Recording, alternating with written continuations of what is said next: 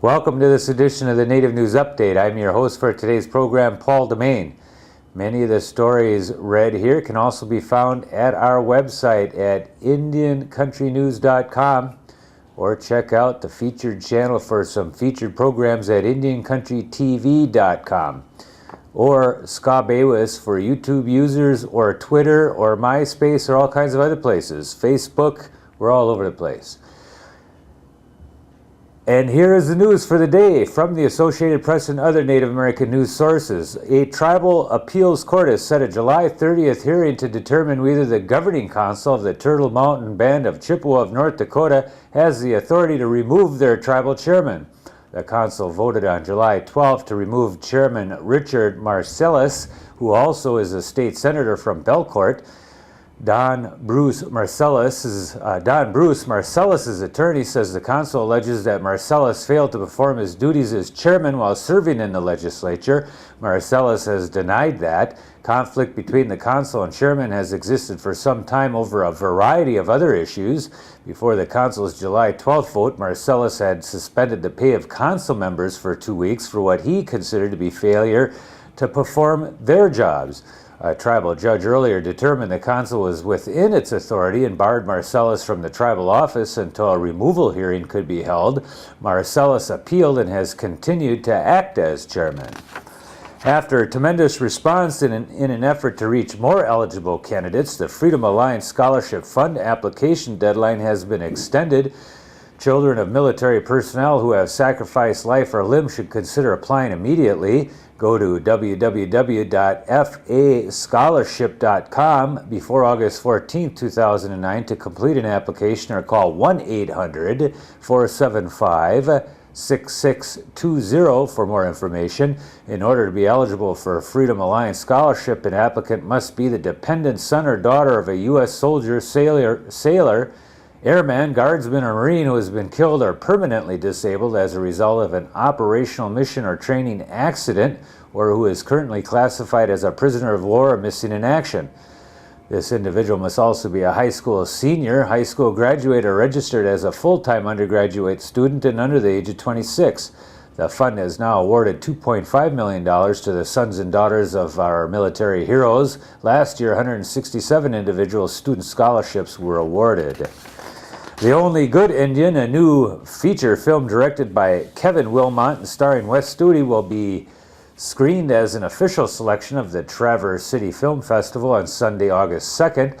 The Michigan Festival, founded in 2004 by independent filmmaker Michael Moore, runs July 28th through August 2nd, 2009. The Only Good Indian premiered at the 2009 Sundance Film Festival in January and has been screened at the Berlinale European Film Market in Berlin, the Indie Spirit Film Festival in Colorado Springs, the Newport Beach Film Festival in California, and the KC Film Festival in Missouri. The Only Good Indian, written and produced by Thomas L. Carmody, also stars J. Kenneth Campbell and newcomer winner Fox Frank. In the film, Wes Studi portrays an early 1900s Cherokee bounty hunter hired to return an escapee from an Indian boarding school. Winner Fox Frank plays the teenage student who is trying to get back to his family on the Kickapoo Reservation of Kansas, and J. Kenneth Campbell plays a legendary Indian fighter turned sheriff who is after both of them. With American Indians 3 times more likely to be diagnosed with diabetes than any other group, a handful of educators are ready to fan out across New Mexico and neighboring states to introduce a new curriculum aimed at tackling the disease amongst children.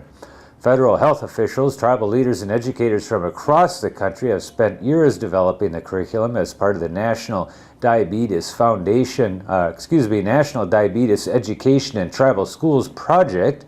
It has been tested in a few dozen of the nation's tribal schools, but officials want to start offering it to more schools. A handful of educators were being trained last week in Albuquerque, New Mexico, to introduce the program to schools throughout New Mexico, Arizona, and parts of Colorado and Utah. More than 15% of American Indian adults have diabetes. The curriculum is built around the concept of keeping one's life in balance, something familiar to all Native people. A federal appeals court ruled July 24th that the Interior Department must account for century-old land royalties owed to American Indians, reversing a lower court's ruling that the task is impossible.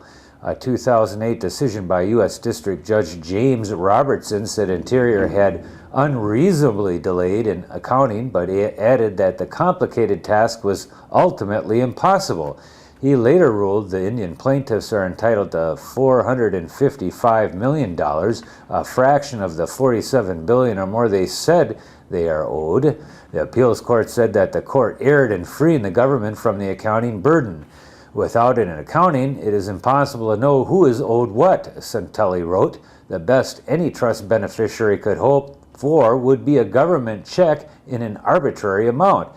The long-running suit first filed 13 years ago. Indian plaintiffs led by Eloise Cobell, a member of the Blackfeet tribe from Montana, have argued that the government has for a long time improperly accounted for the money and should pay it back with some form of interest. Despite a new ban on smoking in Nevada prisons, American Indians will still be able to use tobacco and ceremonial pipes during the religious ceremonies. Howard Skolnick, director of the State Department of Corrections, has told a state advisory Indian committee that the pipe smoking practice will be allowed to continue as long as there are no abuses. Skolnick and Senior Deputy Attorney General Janet Trout expressed concern that many non-Indians would try to attend religious ceremonies in sweat lodges on prison grounds just to get a smoke.